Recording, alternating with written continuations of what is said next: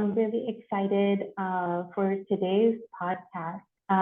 We are interviewing Gary Nelson, who is this year's winner of the AIA Arizona Medal, which is the highest honor an architect can receive from the AIA Arizona chapter.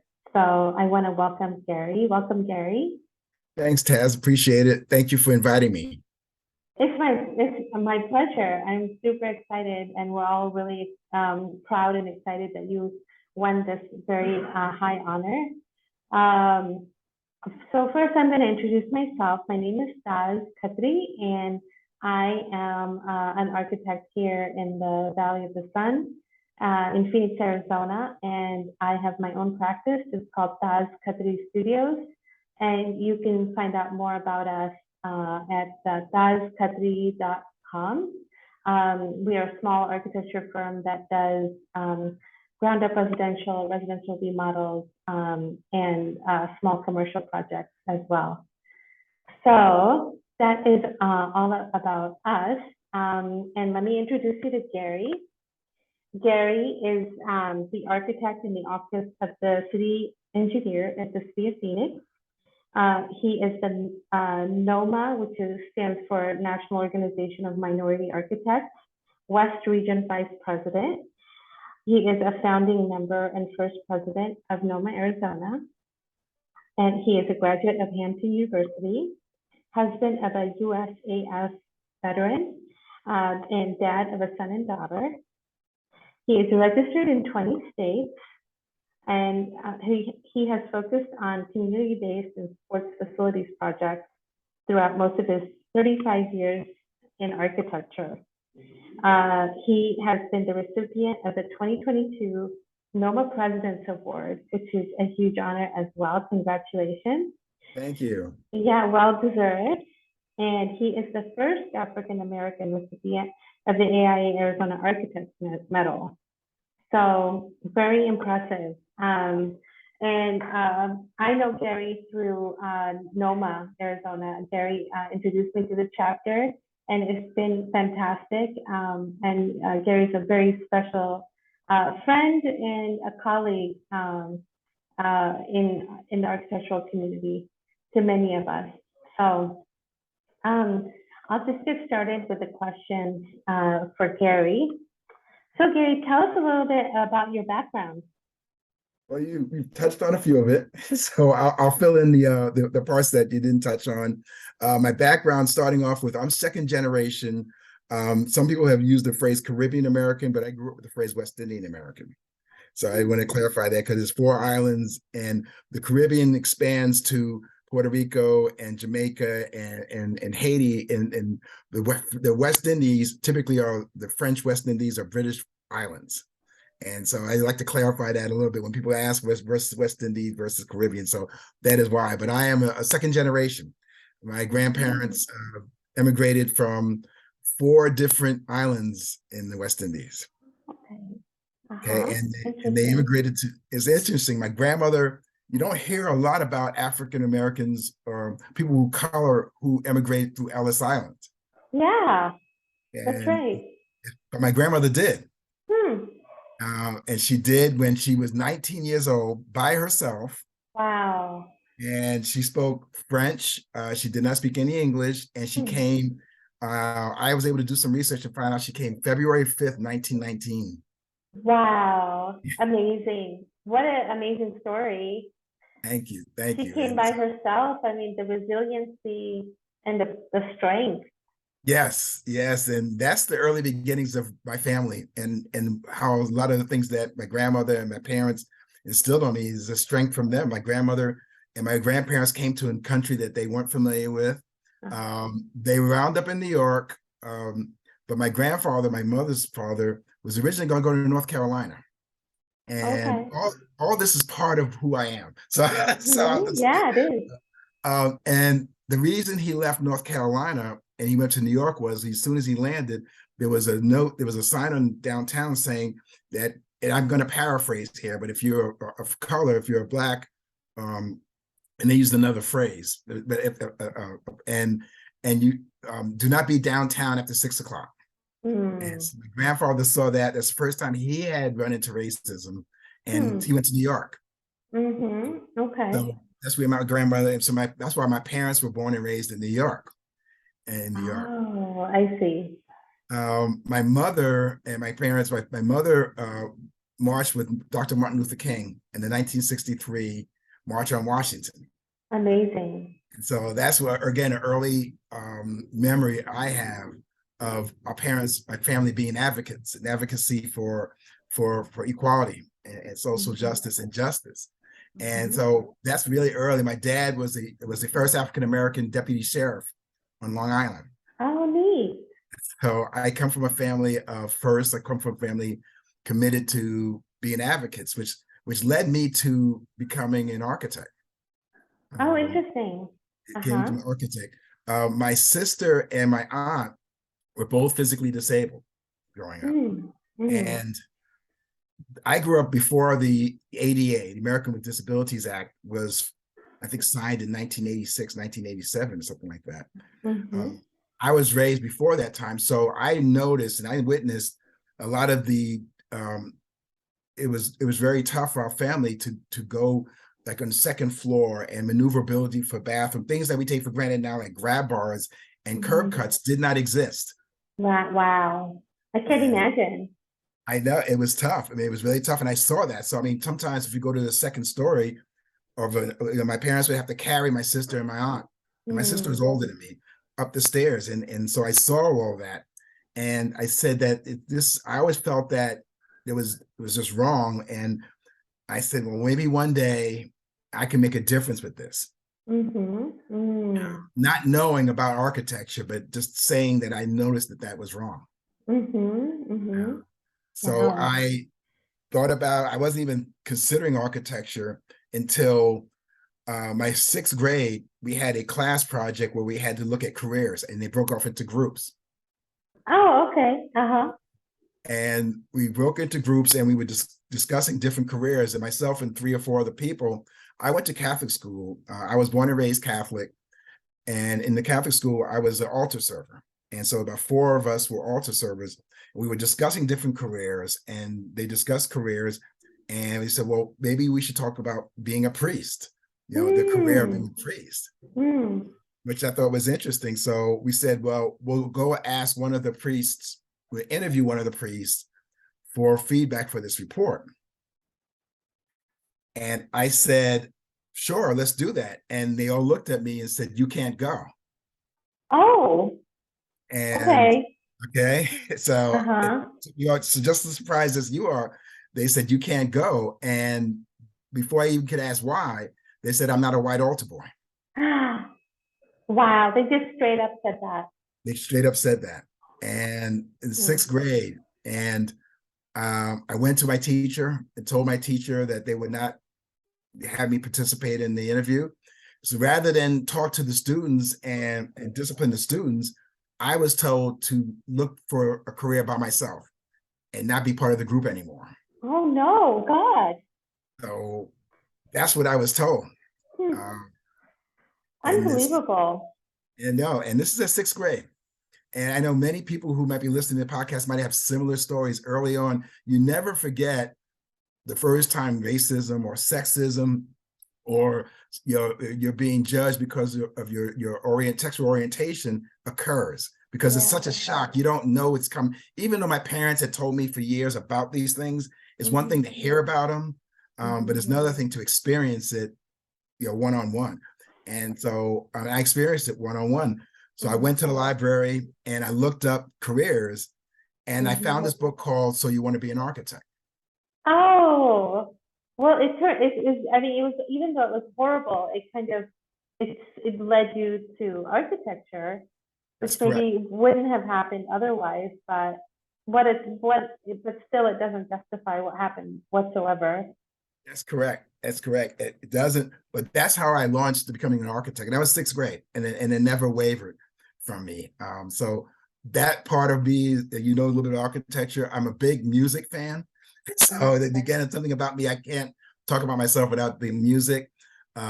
Big sports person. Uh, Mm-hmm. As you can see by the jerseys in the back, I know it's a podcast, so people can't see it, but I have jerseys and all kinds of sports memorabilia in Mhm. the background.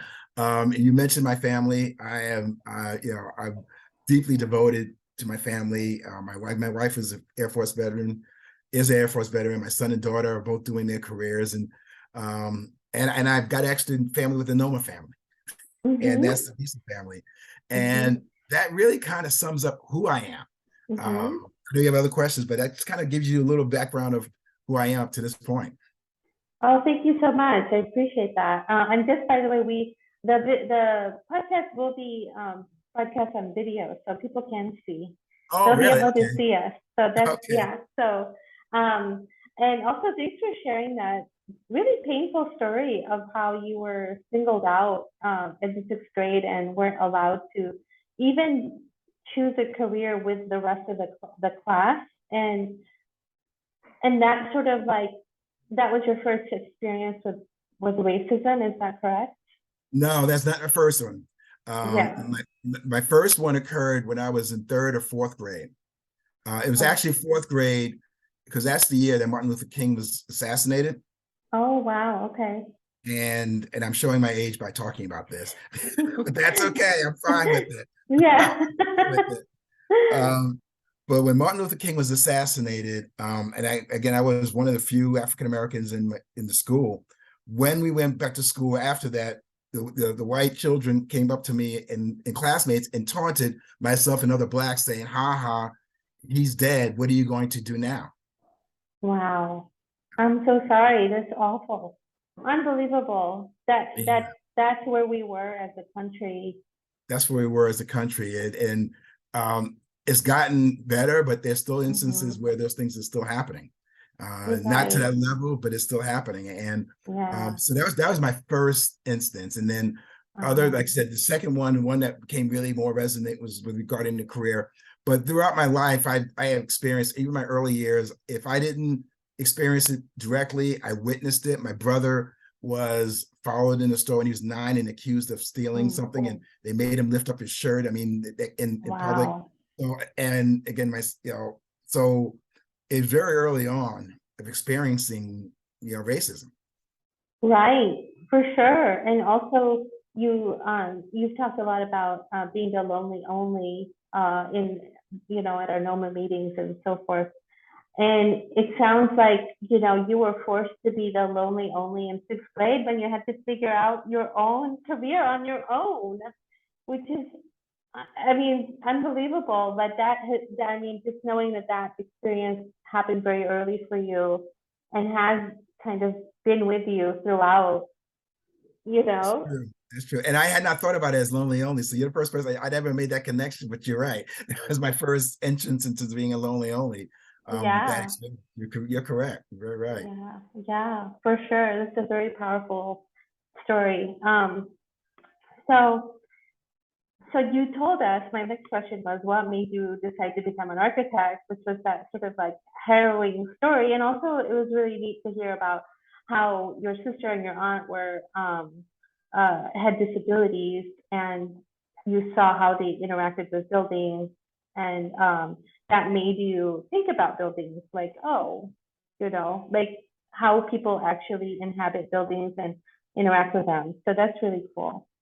Um, so you've already spoken about some of the challenges you face, as a Black person in this country, just even growing up. But I wanted to know more about the challenges you faced in your career. When you started in school, in architecture school, and later at work. Sure. So when I went to school, I was one of 14 African Americans at the college, and I went to Illinois Institute of Technology in Chicago, Oh, okay. and well-known school for architecture. Mm-hmm. And the year I went in, I was one of 14 other African Americans in the class. Mm-hmm. And the first week of classes, first couple of weeks, professors talked to each student individually to see about their goals in architecture and the goals in their career, and give them, just get a sense of who these people, who you are.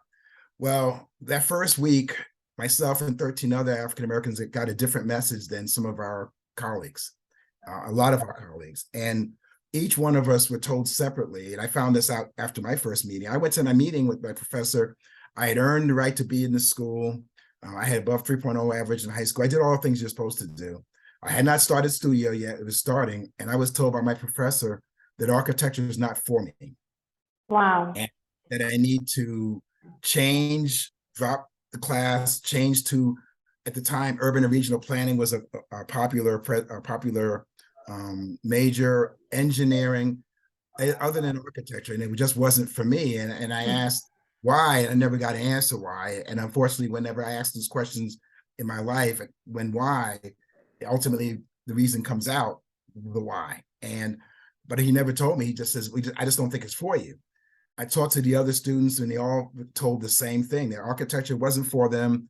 And we went to one of the administrators to tell them about the issue. And he was aware of racism in the department. That there was nothing he could do. He said, if we really push the issue, that we would probably be blacklisted in the profession. And he used those words specifically, saying it'd be hard to get a job, you'd be considered troublemakers. Even though you have warranted issue, you have a foundation, a basis for your complaint, you're going to really risk your career if you make noise about it. Wow. So I stayed in the school, but after the second year, I was the last of the 14 to stay. Wow. All the other ones dropped out of the classes. All the other ones dropped to change majors. And the end of the second year, it became really apparent that, and my parents talked to me, my father talked to me, says, if you want to be an architect, the school is not going to be the school that's going to help you reach your goal. Yeah. It wasn't. So I transferred to Hampton University. You mentioned that earlier, I graduated. Hampton University, for those who aren't familiar with it, is HBCU, which is considered a historically Black college and university, located in Virginia. And I transferred there. And I was told at Hampton that they would accept me. However, I would lose my 2 years in Chicago. Oh, that's I too had to bad. start over. I had to start over, which I did. And I started over again. But the experience at Hampton was a completely different experience. Anyone who experiences an HBCU, it's an environment of encouragement, of support, a competitive environment, but you're greeted for who you are and respected for who you are. And if this sounds familiar to you, Taz, this is what NOMA is about. I mean, the basis is the HBCU experience is basically modeled. NOMA is basically modeled after an HBCU experience. Oh, wow. I didn't know that. No, I don't know if it was knowingly done that way, but that's been that's been my conclusion. I've experienced both. It's the same kind of feeling. You're respected no matter who you are. It's 100% inclusive. Historically Black colleges, just not all African American. You have all races, all genders, all nationalities, all sexual orientation at a HBCU.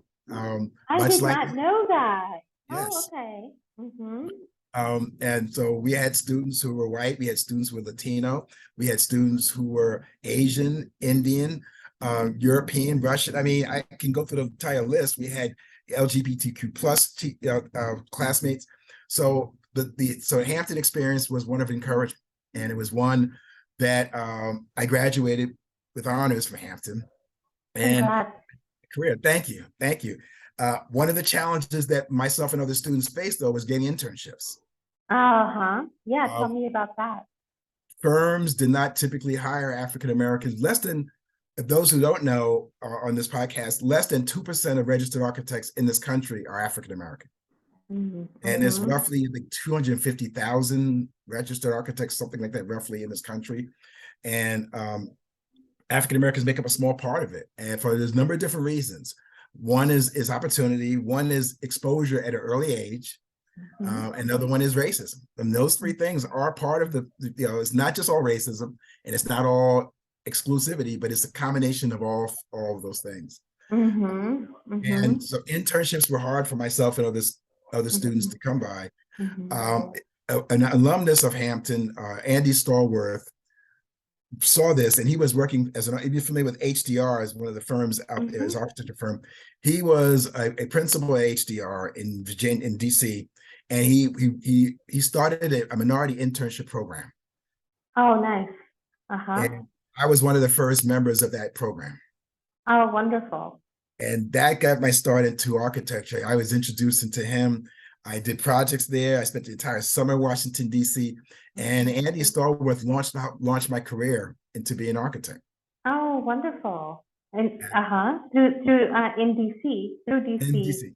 In Oh, DC. okay. I see. And as time went on, I did other projects in other firms, and I met my wife Stephanie, and we got married. And she was in the Air Force, and we got transferred to Luke and Air Force Base, and that's how we wound up in Arizona. Oh, lucky us. I'm glad.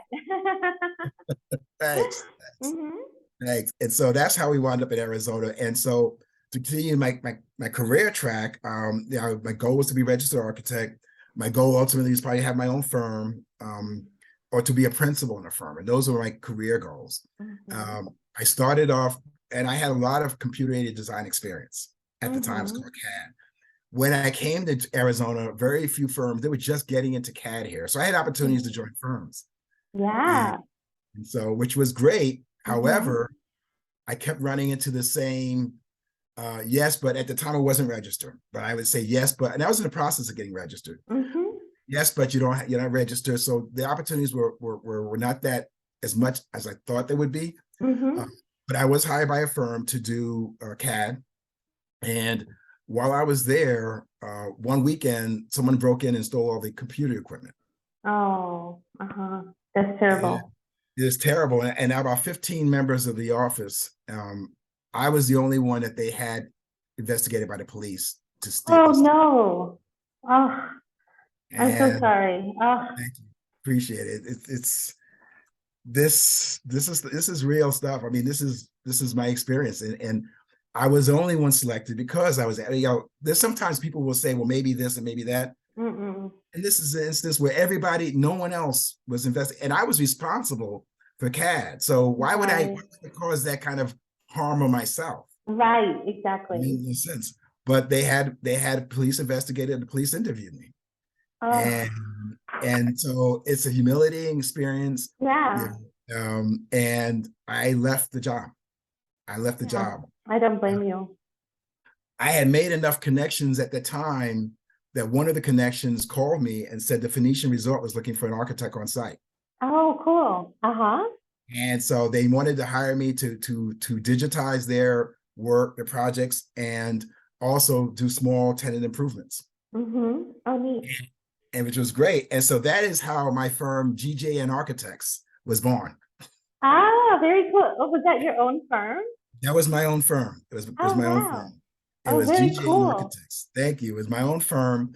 They were my client, and I also had other architecture firms who still needed they needed job captains and project architects who had experience in CAD to do that. So my practice was built on not only I had my own clients, but I was a consultant to other architecture firms in the Valley doing computer-aided design. And very cool. Which was great. And it allowed me also to be home for my kids. Oh, that's wonderful. I was able to, the kids were young. So I did that for about 5 years. And part of my experience, like at HDR and other firms, I did large projects. I did a hospital that was located in Saudi Arabia. I never went, but it was based in Alexandria, Virginia. So I did a lot of large projects. So in 1995, there was an ad, the Arizona Diamondbacks became a team in Major League Baseball. And there was an ad looking for architects with big project experience in CAD. And I applied, and I became one of the project architects for the bank was called Chase Field now, Bank One Ballpark. I was the only project African-American on the design team. Wow. Yeah. And that's so my practice was kind of put on hold, and I never went back to it, but I put it on hold to do this large project. There I met some members of NOMA, Diane Jacobs, one of them, and met some other members of that's parts of NOMA now. And that was the first time, Taz, in my career, which had been going almost, it had been like 10 years at the time, that I was really accepted for who I was and my Mhm. talent for who it was as an architect. It was the That's first great. that was respected, and it was a Mhm. great feeling. It was a great feeling. I Um, bet. and I was able to, quote unquote, flex my architecture muscles. Mhm. I am not a designer. I am the person that takes designs like yourself. If you had a design, I'll take your concept and make it real. Mhm. That's my specialty. I'm not. I have vision to a point, but my vision in terms of is the vision of how to take a concept, making it real. Many Mhm. architects have different approaches. Some of the vision can be the very blank piece of paper vision. Some Mhm. can be other kinds of vision, and so that was my vision and my specialty. And so I did that for Mhm. years, which was a great experience. And one of the things that, and you know me, and to let those who Mhm. don't know me, I always say to keep it 100% real. Mhm. And so to keep it 100% real, that I would not be correct in saying, a lot of people will think, well, so you've had all this great experience, which I'm very proud of and feel very blessed. Well, with those experiences, I have experiences that are sometimes are not talked about, but that's part of the experience as well. Yeah. I told you about college and how it ultimately turned out well because of school. I told you about my initial career and how that was. In this instance, 90 something percent of my experience on the ballpark was great. Yeah. But, and I say, however, Mhm. on Saturdays, I would work on Saturdays, and many of us would work on Saturdays, and we would go to, and it was in a building that was secure. And so all you had to do was sign your name downstairs and go up to the office. Mhm. Well, I'm the only one out of 20 that security required a photo ID. Oh. Hmm. Yeah. Uh, Very telling. Yeah. Very telling, very telling. I also was collaborating with permit department and Mhm. talked to a certain person over and over again, and on the phone had a great relationship. And when it came time to meet with that person, and I walked in and he said, "I'm looking for Gary Nelson," and I said, "I'm Gary Nelson." He said, "Oh, you didn't look like who I thought you would be," Hmm. and Yeah. his relationship with me completely changed. Really? Yes, Oh gosh. I completely mean, changed. talk about microaggression and macroaggression. Exactly, exactly. And I've experienced both in my career. Overall, like I said, Chase Field, Banquet Ballpark, great experience. Mhm. But every once in a while, when you have that great experience, in the middle of a great experience, you get sidetracked and you get caught off guard, which is what it is, Mhm. when these things happen. Mhm. But it was a great experience. I left uh, the project at the end, and somebody just asked me this other day about your career and your trajectory of your career, having such a great project, how your career could launch off, which is what I thought would happen with me and my colleagues. And all Mhm. my colleagues are experiencing it. I'm really happy and proud of them. They experience partnerships. They experience successful practices. They experience a lot of success. My road has been a very more challenging one. Mhm. Even with all the experience and stuff I have, I'm registered in 20 states, as you said. I've Mhm. established a long list of accomplishments, and I still have yet to have the opportunities of principal, of Mhm. partnership. And that went Mhm. on and on for years until Mhm. 2003.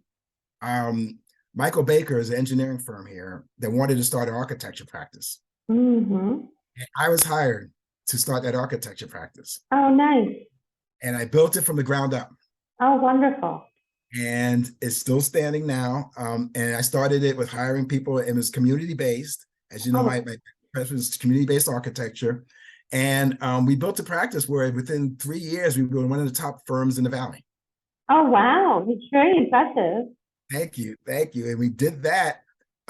We established during the 10 years, and for those who are familiar, when you go after projects, you call it what they call a hit rate in terms of percentage of successful projects whether being shortlisted or selected. The goal hit rate at Baker was always 25%. Okay. Okay. Taz, for the 10 years I was there, I averaged 45% hit rate. Amazing. Wow. Of projects that were profitable, of new projects that the company had never done. And I did that. And we did that with a great group of people. Some of them are no more members now Oh, to this day. awesome. Oh, And now, neat. Uh-huh. and it was successful. Unfortunately, due to the recession, we all were affected. Mm-hmm. And unfortunately, because my position rose from director of architecture to being the first African American vice president of Baker, Oh, assistant, wow. assistant vice president. That's Um, awesome. I was in charge of, thank you. I was in charge of the national practice in terms of the technical services, Mm-hmm. technical delivery, consistency, standards, and things like that. But unfortunately, due to recession, I was laid off. Mm-hmm. Mm-hmm.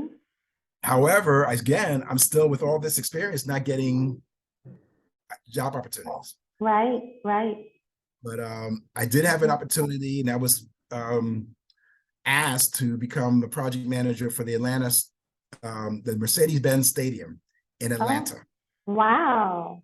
And it It's was a a big 1.2 project. You'd be the big project. project manager? Wow. Yes, I was a project manager, and I was what they call the public. They had two managers. One was a public manager, public project manager. The other one was the technical project manager. I Mm-hmm. was the public project manager, and I was responsible for the city of Atlanta has a 25% requirement for minority and women-owned businesses to be part of of city-funded projects. Nice. I was hired to do that, and I Mm-hmm. was hired to reach out to firms in the Atlanta area, minority and women-owned disadvantaged business firms, to be part of that team. Mm-hmm. And I was able to achieve that goal. Fantastic. Yeah. We had about 32 firms total, firms that had not had opportunity, African American, minority, women-owned business firms. They were able to be part of that team. Mm-hmm. And I'm really proud of that accomplishment. Yeah. However, Uh-huh. so Yeah. that accomplishment was achieved. Then I was called in the office one day saying that the owner's representative said I was a lightning rod, and he Hmm. wanted me off the project. Oh, no. What do you think Yes. that was about?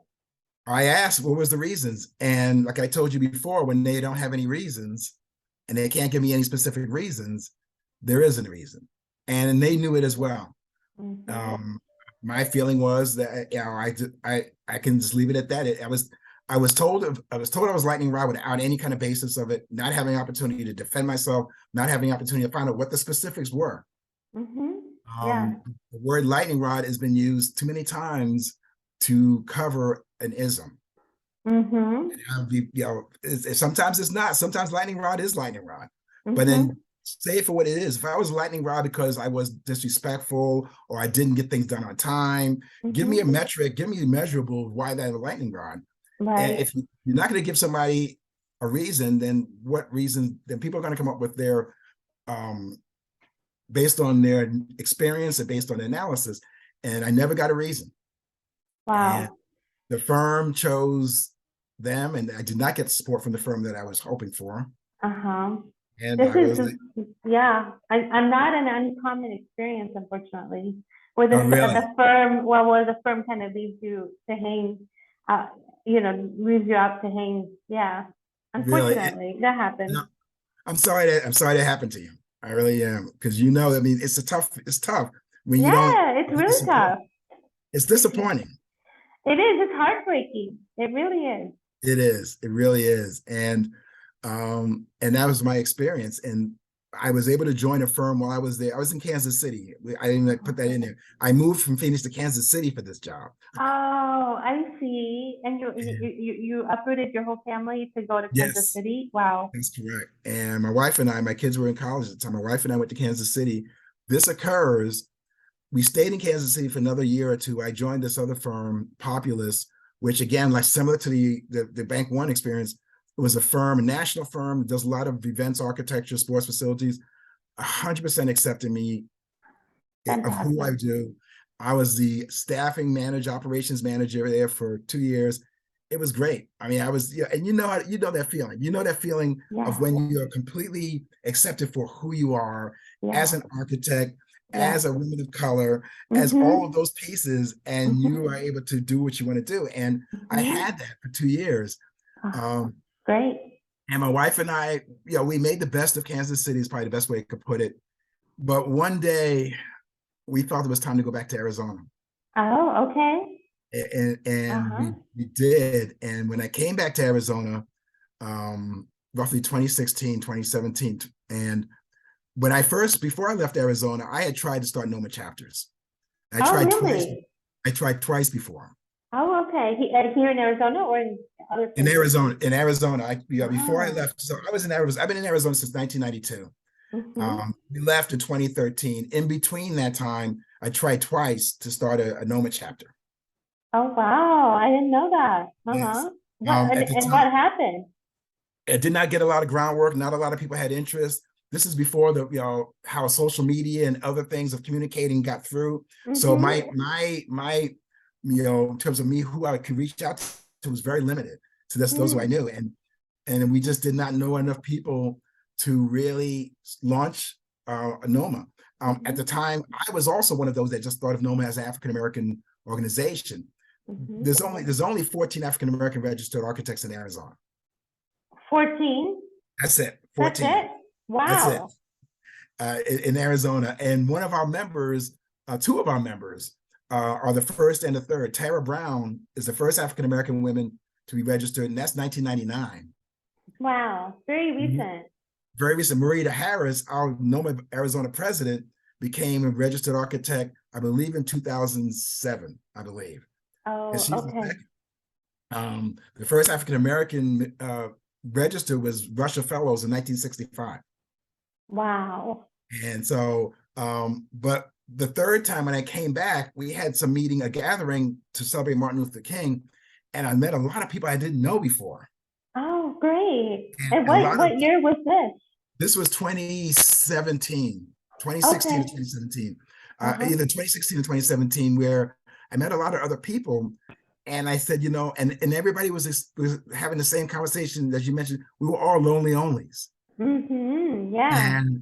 And I said, I want to try this again. And so we really with social media and everything, we put the word out. We had a gathering at the AIA office, and we had about 40 people attend, Uh-huh. showed interest.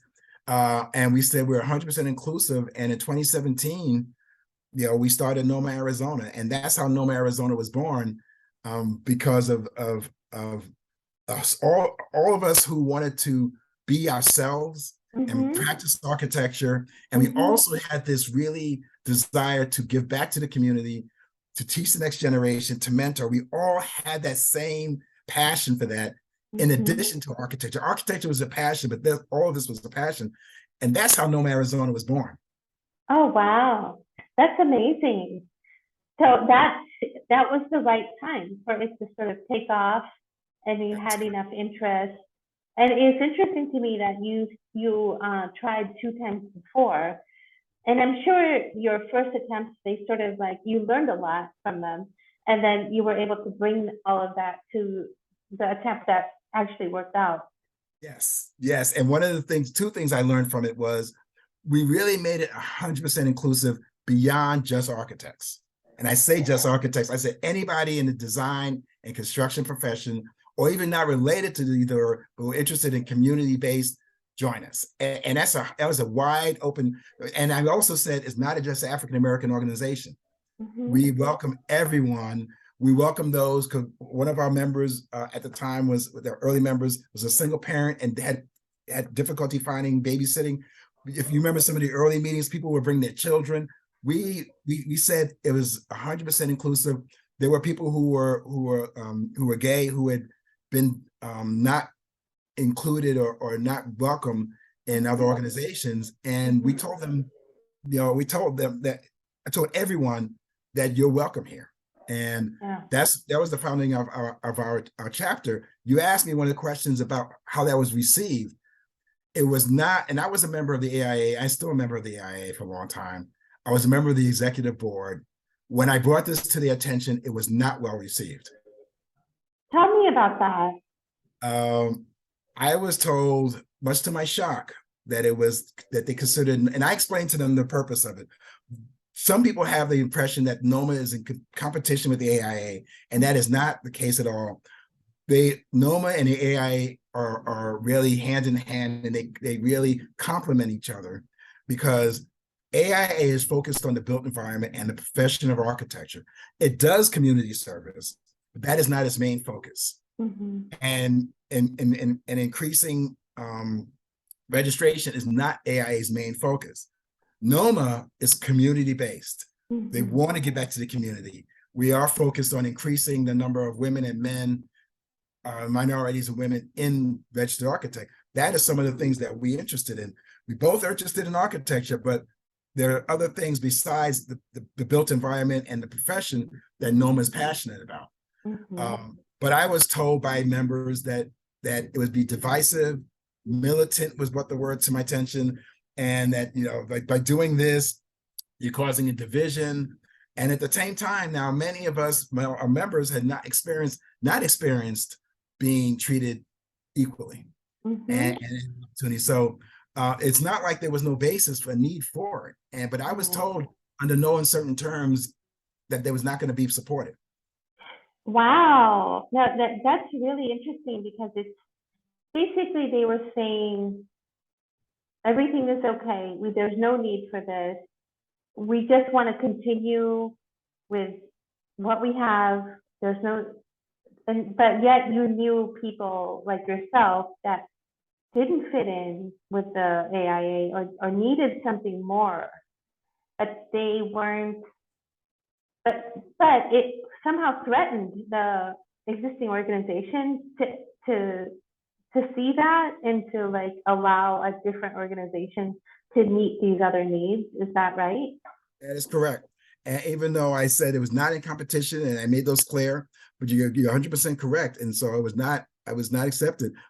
I got a series of emails from people that I have deleted since then. But I will tell you, Taz, these are people I knew or thought I knew. And some of those things were very, they were very racist. Oh, I'm they so were sorry. very, you know, the things that they called me in terms of militant and divisive and trying to divide and you know, you're not really an architect. And I heard all those things. And there's the people who I've known, colleagues that I've known that I thought I knew. And so, but and it's just not me, 16 other people knew that by becoming founding members of this could be putting themselves and their careers at risk. They knew that. We all knew that because we weren't sure how it was going to be treated, but we each one of us really felt this strong that we needed to do this. And we did. And like I mentioned, 2017, we became the 19th chapter of NOMA. We became the 3rd chapter in the West. Wow. And, one of the things you mentioned about learning from past, again, is the 100% inclusivity. I cannot stress how different that is with NOMA versus other organizations, because we really believe we reflect this country. And I say that because NOMA initially was started by 12 African-American men who felt they were excluded by the AIA and wanted to do complete. And so for a large part of the years that NOMA has been around, which is over 50 years, it was a majority African-American. It was. But when NOMA Arizona started in 2017, and we started our formula in our chapter, you know our chapter, and anybody who comes to a meeting, it's extremely diverse. I mean, it's proudly diverse. So when we started NOMA really national started realizing that our chapter reflected the country, NOMA national. NOMA is only 45% African-American. It is 18% Latino, 18% Asian, 14% white, Caucasian, and the rest of the percentages are Middle Eastern, North African, indigenous, and basically everyone else who's not and that's not, and the ones I just mentioned. So we had all multiple cultures, multiple religions, LGBTQ plus. Our chapter Arizona reflects that, and NOMA really took stand to that. So much so that other places that similar to Phoenix, like Denver, Colorado, Salt Lake City, Portland, San Diego, they all started chapters based on us. Amazing. It's amazing. And they all have flourishing chapters. So fast forward to 2020 and George Floyd. We all felt, you know, when he was murdered, we all felt something. You know, I would say most of us felt something. And I felt that it was brought to my attention about somebody wanted to write a letter about it in our chapter, and her name is Sophia and Urbias, and she's one of the early members of our chapter, and she wrote a letter about it, and we posted that letter. And I really appreciate what she did with that. And we decided, and I decided, we need to have, this is the time to have firms really, we talk about this stuff. And too many of us experienced these 10 points of things of discrimination. And said, so we need to go, for the first time in my life, people were coming to me, specifically whites, were saying, what are the issues? Why, what can we, and but more importantly, not just what are the issues, what can we do? And that was the first time in my life that happened, Taz. And so I came up with these 10 points of action, a call to action that is on our website. And it was definitive, actual measurable things that firms could start right away. You didn't need studies, you didn't need committees. And so the plan was that I was going to introduce this to our chapter members. And it was like the week or two after George Floyd is our typical chapter meeting. And this is during COVID, so it was all by Zoom. And we typically get 30, 40 members of our chapter. At the time, our chapter was about 40, 50 members, roughly. When we had this Zoom, 100 people were on. Wow. Yeah, I remember that. I was part of that. You're part of that, 100 people. And now I'm going to ask you, what was that like from that end? Because I'm talking, I did not know that until I saw some texts about it. Can you tell me what, I know you're asking me questions, but I have to ask you this question. Sure. What was that like? Because you were part of that. What was that like for you?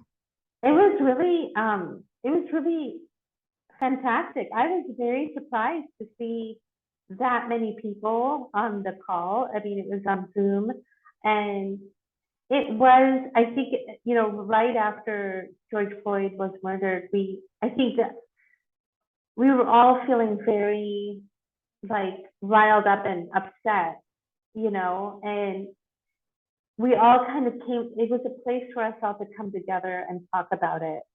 And when I saw that many other people on it as well, I mean, it was just such a powerful experience. And also I remember on that call, I think somebody had said, to you that they were sorry about the way how things happened with the AIA and how much they had challenged the NOMA chapter. And I'm hoping that there was some healing that took place.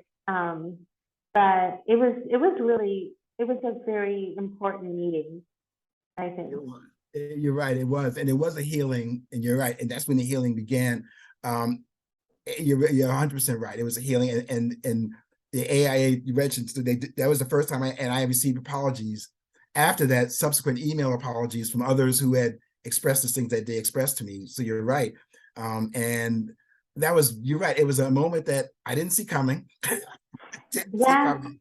It was a great moment. I didn't even know. And you're right. We had all kinds of emotions. I remember, you're right. I mean, everything from extreme anger to extreme sadness to extreme fear. There's a lot of emotions, because a lot of us, I think, could also relate to things that happened to us in our lives. And I think that's the things that, I was stopped by the police officer my first time when I was 12. Wow. And so, and the parents, African Americans who raise children, they tell them when they're 10 or 11 years old, when they start riding their bikes by themselves, they have something we call the talk. And the talk, I don't know if we've heard this, I think we might have mentioned I've heard of it, yeah. But no, go ahead, tell us. The talk, a lot of people hear the talk and they think they're talking about sex, not the person. Right. So we had two talks as African American children. We had not only to talk about sex, but the parents had to talk about being African American in this country, and how you were going to occasionally, it wasn't a matter if, but when I was stopped by police officers, and how to react and how to respond. And and when it happens, you're right, you don't see it coming. And other things that happened in my life, my parents told me that some of these things were going to happen. They didn't know the details and the stuff. They told me I would be caught off guard, but the issue was always about resilience. So going back to George Floyd, so I was stopped twice. One time I thought I was going to die because a police officer had his hand on his gun. Wow. And I was driving my parents' station wagon, going to school, and going to play a basketball game, and they stopped me for no reason. and you're supposed to ask, and you keep your hands, you're supposed to ask questions about can I reach and all those kind of things. So I was so nervous, Taz, and when they stopped me and they didn't say, and I could see the gun on, and my dad's a police officer. Remember, I told you that. I saw the guns. I was so nervous, and I looked up, and they were gone after I went to get my license. But all that came back with George Floyd, and I know other people felt the same way. So that apology and those apologies made a difference, where we eventually presented our call to action to 25, 30 firms. Wow. In the Valley. They wanted to know what the issues were. And it wasn't just me. Many members of our chapter were part of those discussions. Many members of our chapters brought it to their firms or were part of other firms. And so all this is not just me. I want to make that clear. This is not just me. This was a collective effort by everybody in our chapter and beyond. We had a lot of allies. One of the things that whites would ask me is, how can I help? I said, be an ally. Be not just an ally, but an ally of action. If you see something, say something. Or if you see somebody suffering in a meeting, especially those who are early in their careers who are afraid to say something on their behalf. And so from that, now fast forward, NOMA and the AIA Arizona are doing things together. Yes. And that's so great. It's great. Yeah. And so from that's been beneficial. From that, and from 2017, we now have, from 17 members, we have 100 plus members, 106 members now in NOMA, Arizona.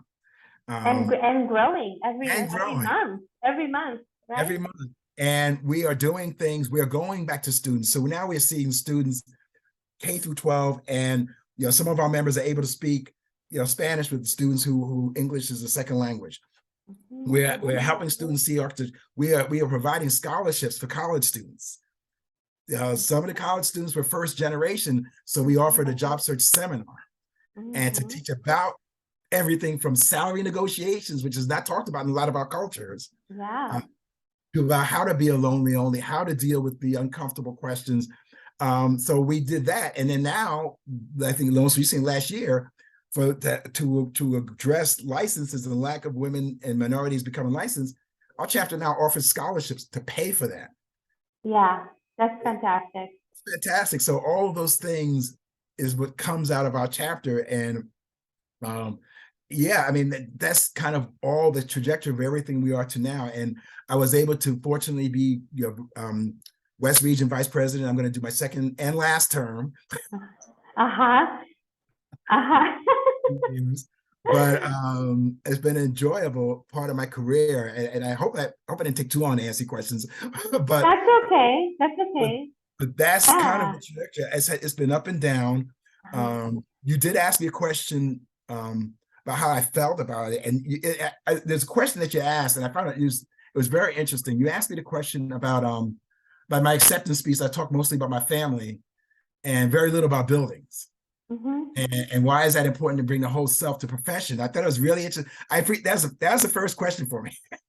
So I had to think about it because somebody told me when I was preparing for the speech, I could have gone a lot of different directions. I could have just talked all about architecture and not talk about the racism and other things I experienced. I could have made it that kind of speech. I could have made it a speech, and I also use the word a speech where I just talk about the bad things. I didn't want to do that.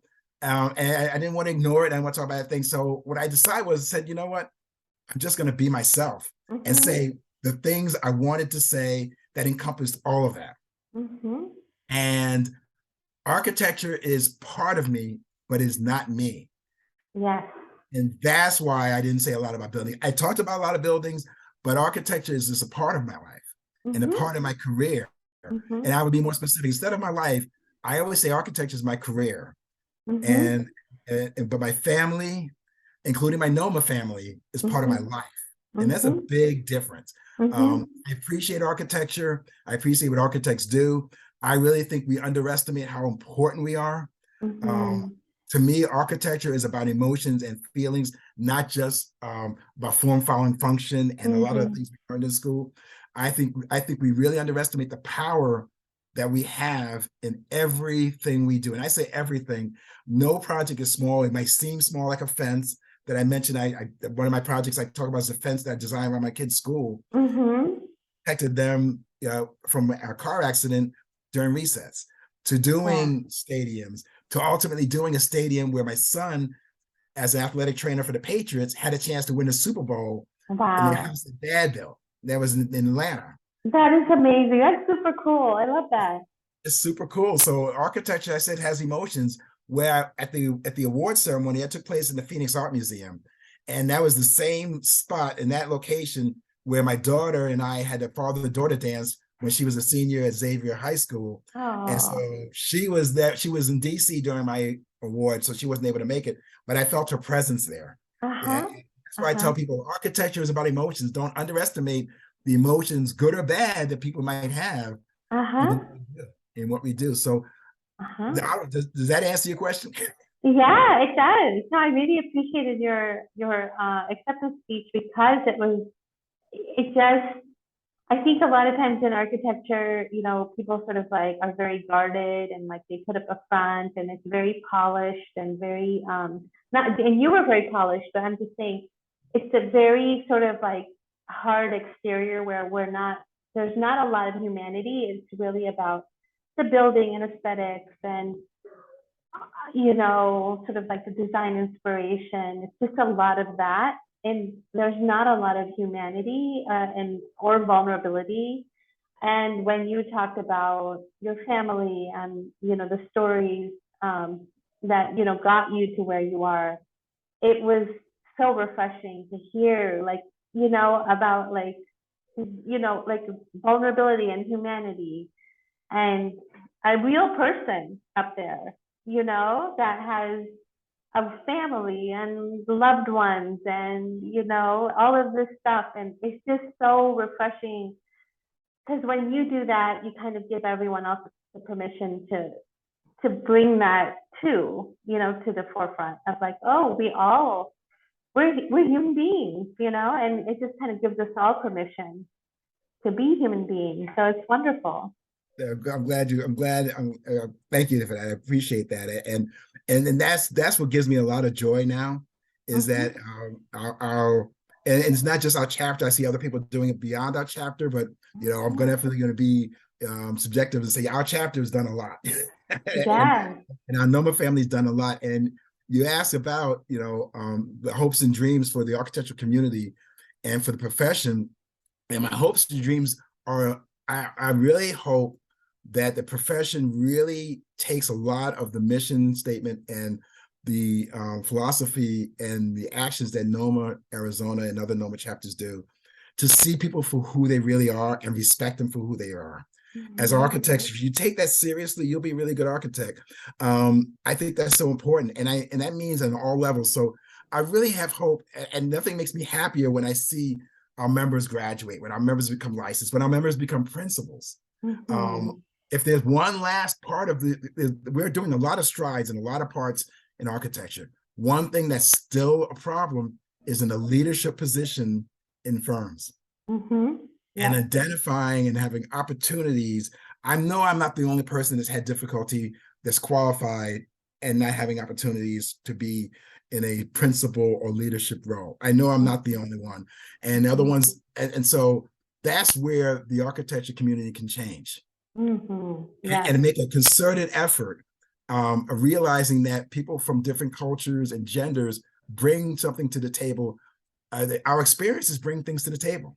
Your Mm-hmm. experiences are not the same as mine. We might have a lot of the similar experiences or the Mm-hmm. basis, but your experience is different than my experience, and we both bring something to the table of Mm-hmm. our experience as architect. And many of our Mm-hmm. chapter members all bring something to the table. And I really hope that that increases in architecture. I do feel hope that the next generations it will happen. Mm-hmm. I Yes. really do. I really do feel I hope that it's going to happen. And like I said, nothing brings me more joy to see that happening in our career, that happening in our profession. I don't want to be the last. I was the first African American to win that Arizona Award. I don't want to be the last person of color. I don't want to be last African American. Nothing brings me more joy to every time I see people winning the Arizona Medal, people winning those design awards. There's still Yeah. not a lot of diversity in the design awards. No, it's really the same old, same old. It's the same old, and that's where we still have work to do, but we are working at it, and that's what gives me hope. Yeah, for sure. It Do gives me you hope. think that it's kind of ironic that, you know, I think in some ways the AIA is learning from NOMA about and sort of cribbing notes from like how NOMA does stuff, you know, like uh, you know, some of the initiatives in NOMA and some of the successes in NOMA that AIA probably struggles with, and you know, the way they've done things for so many years. So I think it's really neat to watch how the AIA is, you know, it's almost as if NOMA can mentor the AIA now instead of the other way around in a lot of this stuff, because priorities are shifting and people are really starting to focus on equity, diversity, and inclusion. And so that's become such a huge part of it. And now I think the AIA is seeing like, oh, wow, yes, this is, I mean, we really need to learn from NOMA on how to do some of this stuff well, you know, the stuff that we haven't done well, and we haven't had any kind of, we just don't have any, in fact, like there's, like you said, they sort of like shut it down. They wanted to shut it down before, and now it's like, oh no, the people want this. This is like what, this is the new consciousness that people have, and they're bringing that to their work. And the AIA, to remain relevant, has to respond, you know, and they are. And I'm happy to see that they are, and they're partnering with NOMA, and they're our partners now in NOMA. So it's really great to see that. And I also wanted to just sort of acknowledge you that you, like your grandmother who came to Ellis Island when she was 19, have shown so much resilience. And you've had to show so much resilience from the time you were in fourth or fifth grade all the way.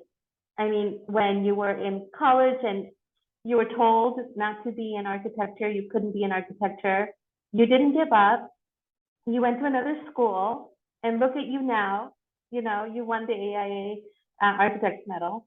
I mean, if only they could see, you know, if only that guy who met with you that day could see where you are today. It's so satisfying. And it's just also a tribute to you having been knocked down over and over again and having gotten up. And it's an inspiration to the rest of us to see, like, and even for you to share some of the, you know, some of the setbacks that you've encountered, because we all encounter setbacks, and that we don't talk about them. We talk about the promotions and all of the great stuff, and like, you know, the graduations, and it's wonderful to talk about that stuff, but you know, to really be open about the setbacks and is so important, because we all suffer them, and then we suffer them alone, or we think we're the only ones. It's not true. You know, everybody suffers them, and then you have to, you know, you learn from them, and you get up and you get in the game again. And so that's what you've been doing. Even with NOMA, you started it 2 times before it took off. And I mean, that shows a lot of persistence. And you know, look at where NOMA is now. You know, I mean, I think it's just a great tribute to your resilience and persistence and strength. So congratulations on all of that. And I wanted to finish up the podcast just by asking you, you know, what does this medal mean to you? Which was issued by the AIA, which, you know, you've had like a journey with, and now to be recognized by like the American Institute of Architects after all of the institutional racism that you encountered in the profession. What does this mean to you?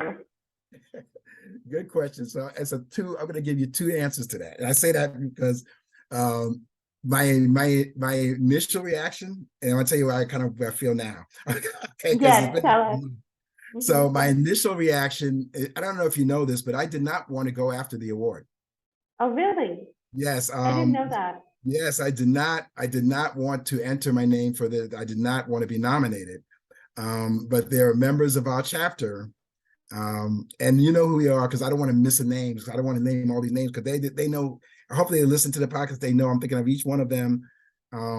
They really wanted me to have this, and they convinced me because I wasn't going to do this. And one of them, or two of them in particular, said, "Don't think about this for you. Think about this for us." Yeah. And they really knew that there needed to be that ceiling needed to be broken of a person of color not winning this award. And I like, yeah, my accomplishments and everything definitely spoke to getting it. And so when I got the award, I was very honored and humbled, but honored is by honor of the award. And 2 weeks before this award, I was given the President Award from NOMA. Yeah, it's awesome. And which is awesome. And you don't get nominated for that. They just pick you. They pick you. So you don't get nominated for that. So it's a different kind of feeling. Definitely a feeling of honor with that one as well. That one was honor and humbling together, the NOMA one. This one was honorable, but humbling because of the fact of the members of NOMA, not just the nominating committee, you and other members really wanted this for me, and you really felt I deserved it, and I really truly appreciate it. So that was the two feelings that I had, and I really feel about the future. I really feel good about the future. So fast forward to how I feel about now. Given all the things I talked about, my career and everything, and all the accomplishments, there's a Lizzo song called "It's About Damn Time." Yeah. Absolutely. So I'm going to say it's about damn time, and I'm not saying that to be egotistical or anything like that. It's just that it's about damn time that somebody gets recognized for who they are and what they do. It's about damn time that people look beyond a narrow vision of what an architect should look like and do. And it's about damn time that everybody's accepted for who they are and in the design and construction profession and respected. So it's all about damn time, not about just the award for me, but it's about damn time of all the things that go behind that. And that's where I feel that we're doing it. And I say we collectively are doing it. So that's my two-part answer. Humble, that's fantastic. And about damn time. So hope that answers your question. It is about damn time. You're absolutely right. I couldn't agree more. I mean, and once again, you're like the first. You're the first African American to win that award, and the first in a string of firsts. That's correct. That's correct. And your whole life has been first, like opening the door for people coming up behind you. So thank you for that. Thank you for being that person. You're welcome. You're welcome. I have a good friend of mine. I've said this over and over again to some of my family members and good friends. If anybody's a sports fan, Jackie Robinson was the first African American to be in baseball. Wow. And baseball was my first love, sports-wise, my first passion. My mom was a big Dodgers fan. So Jackie Robinson was the first African American. And so I would tell friends throughout my life, I'm tired of being Jackie Robinson. I'm tired of being Jackie Robinson. But many of them have said, you know what? Somebody has to be. Yeah. And so I own it. I'm proud of it. I'm proud of not so much of being the first. I'm proud of making a point, making a difference. And I'm proud of what comes after making a difference. Like I said, Taz, I can't tell you how proud I am of our chapter and everybody did. It really, resonates out of, as my career starts winding down. And I'm passing the baton on to a lot of different people. Yeah, you are. But thank you for that. Thank you for acknowledgement. I have owned it. I've accepted being the first. It's been a blessing. It's been a blessing. So I appreciate this. I really do. Yeah, and I'm sure it's exhausting too because it's not easy to be the first. It's a lot of you have to fight all the fights, and it's exhausting. And you've really earned this award and all the awards that are coming for you, hopefully. So thank you very much. I appreciate it. Thank you. Yeah, for sure. Well, we should be winding down our podcast. What a great conversation. It was just an honor to hear your story. and your journey. I mean, it's very inspiring to all of us kind of coming up and in the profession. And so I just want to thank you from the bottom of my heart for all of what you've done for our profession here in Arizona and throughout the country. Thank you so much, and thanks for talking with me today. And congratulations again on this great award, and two great awards, the NOMA President's Award and the AIA Architects Medal. Thank you. One person I did not mention, I mentioned my wife, I mentioned my family. I have to mention my brother. My brother Kevin, he was at the award ceremony, flew 3,000 miles with his husband, my brother-in-law, and I need to mention him because I in closing, I just want to, he's been there since day one. My family, the rest of my family, my immediate family is deceased, and so my parents, everybody's deceased. But I didn't need to say that because it would bother me afterwards. I said, I can't believe I said it. I have to add that in there, and it's not an ad. When you have so many people that you've been blessed to have in your corner. You definitely don't want to forget anybody, and Kevin is at the top of the list of people that I want to thank. So thank you again for having me on this podcast. I really appreciate it and really enjoyed talking with you. I respect it, and your work is really good. So I'm putting a plug for your work. You are really good. I really enjoy your residential architecture. I really enjoy your architecture. The house that you did for your parents, I could feel that house. I mean, Thank you. I wanted to tell you that. That goes back to architecture, about feeling it. I don't know your parents. I can feel that house was your parents' house. So I wanted to let you know that. Thank you so much. That means a lot to me. Thanks, Gary. You're welcome. Thank you.